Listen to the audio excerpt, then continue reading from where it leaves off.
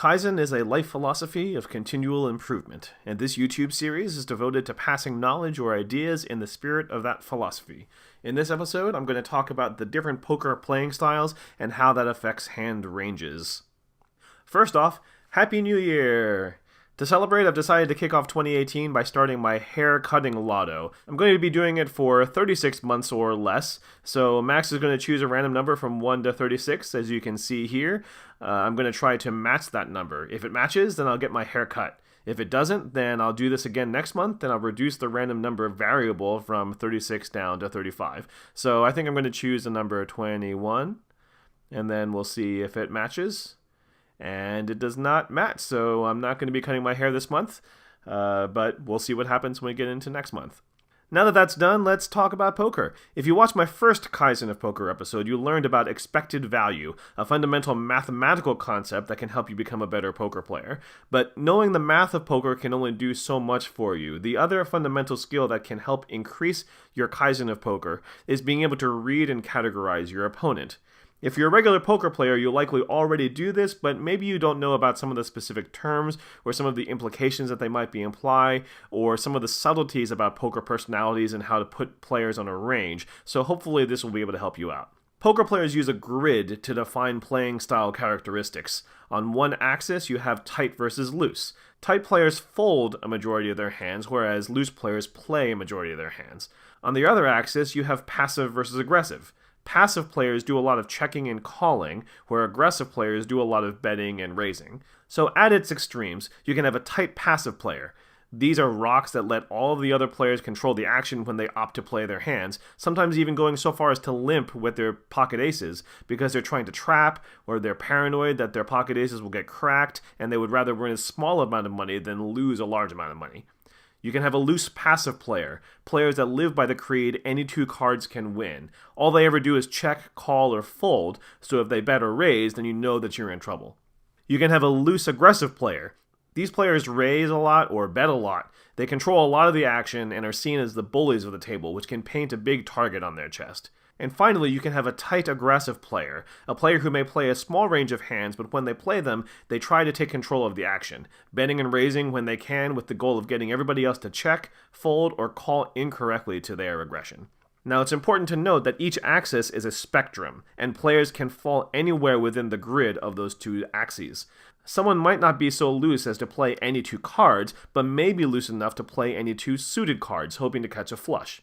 Others may be so tight as to only bet on the nuts when they have it, but they might also be willing to bet on a nut draw.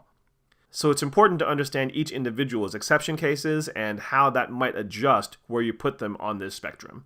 It's also important to note that the playstyle of any individual can have situational tendencies based on a lot of factors. If a tight player is on the button and it's limped around to them, then they may opt to limp in with cards they would normally fold, because the chance for a raise is greatly reduced, and they're sitting in great position if they have cards that would work well in a multi-way pot. A very good player can also change their playstyle based on what's happening at the table.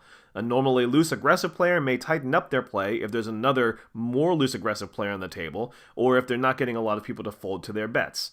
A normally tight player might start becoming more aggressive if they see that the table is full of passive rocks who will fold to any amount of betting pressure. So when you first sit down at a poker table, the first thing that you need to do is evaluate the playstyle of the rest of the table. Watch all of the hands, even the ones that you're not involved in, and get a sense of where each individual you're playing with falls on this poker grid, and figure out what their tendencies are in how they play.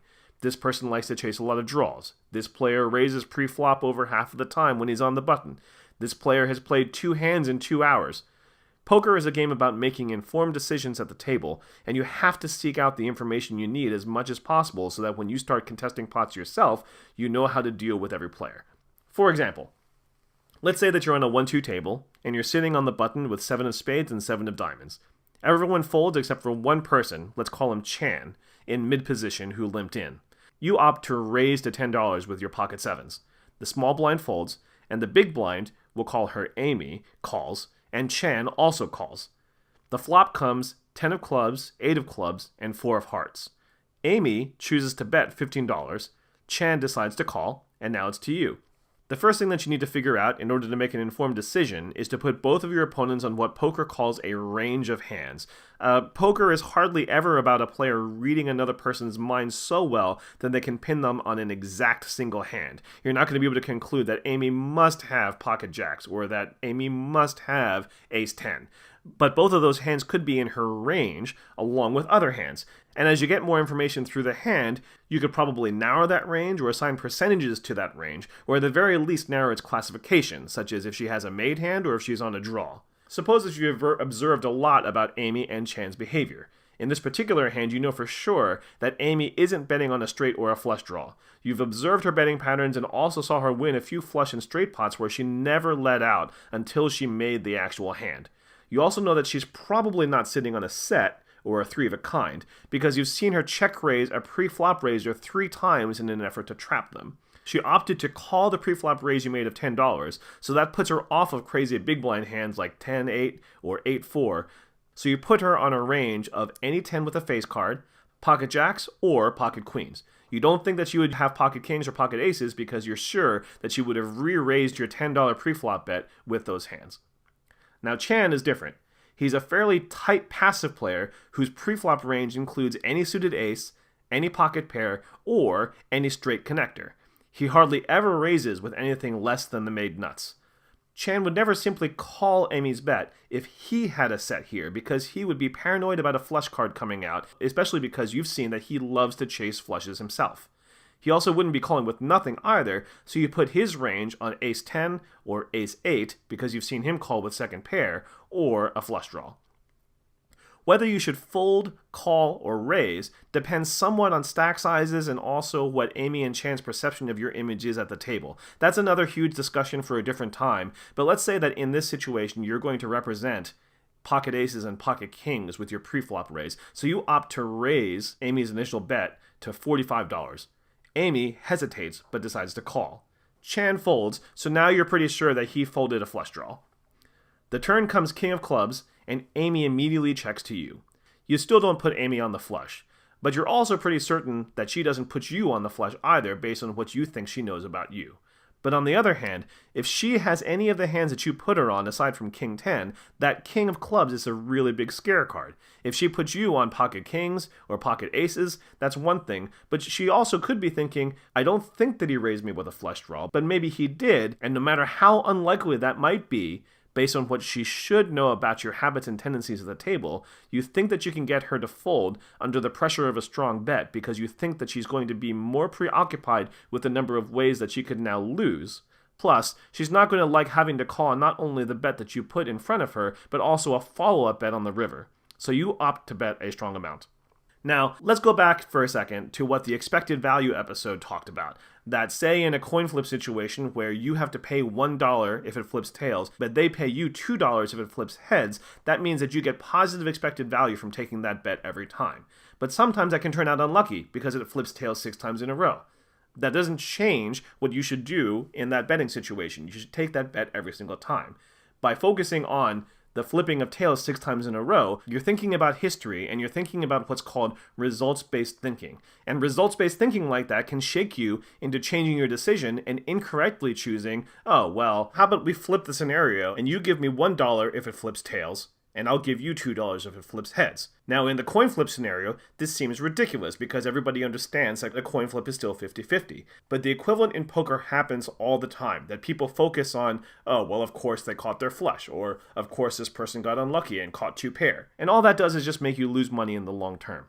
I bring this up because for this hand example, it doesn't matter how Amy actually responds to your strong bet. There's a legitimate range of hands that she could hold that could cause her to either fold or call or even raise.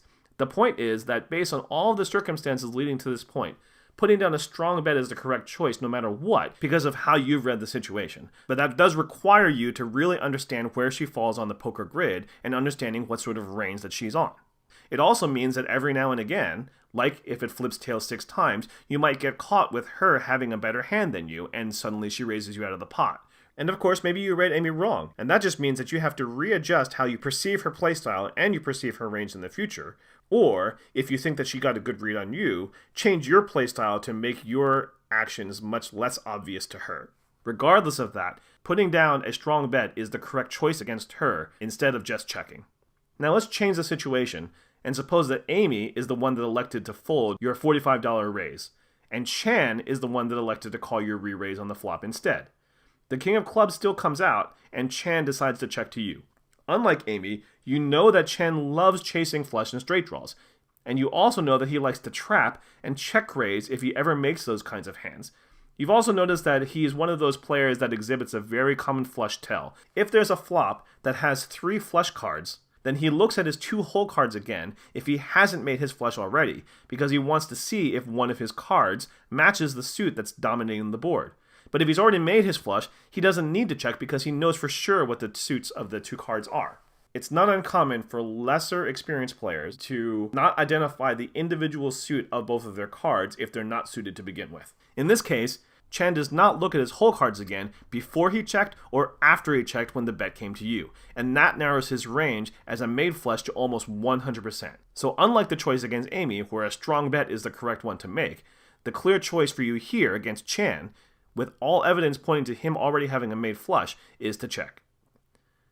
The decision that you made for both of these scenarios are drastically different because of how you identify each individual playing style and their range. And that's what makes the evaluation of all of the players on the table important, as well as evaluating how all of the players perceive you. You do this by observing, analyzing, and categorizing what you see on the table, and also allowing that to evolve and change over time as you get new information or as people get new information about you. So that's a basic example of how to categorize your opponents and their hand ranges and how you can use that information to help you make better informed decisions on the table. Hone down how you read other players, add in the concept of expected value to help determine bet sizes, what you have to call, what you have to bet, and that will help improve your game tremendously. So yeah, I guess that's it. I hope you like this episode. If you do, then please give it a thumbs up and consider subscribing to my channel for more content. I do my Kaizen series once a month, and I do it on a variety of topics. If you have suggestions for any future Kaizen topics, or if you have any other feedback whatsoever, then please leave me a comment below. I take all user feedback very seriously. Thanks very much, Happy New Year, and I'll see you in the next episode.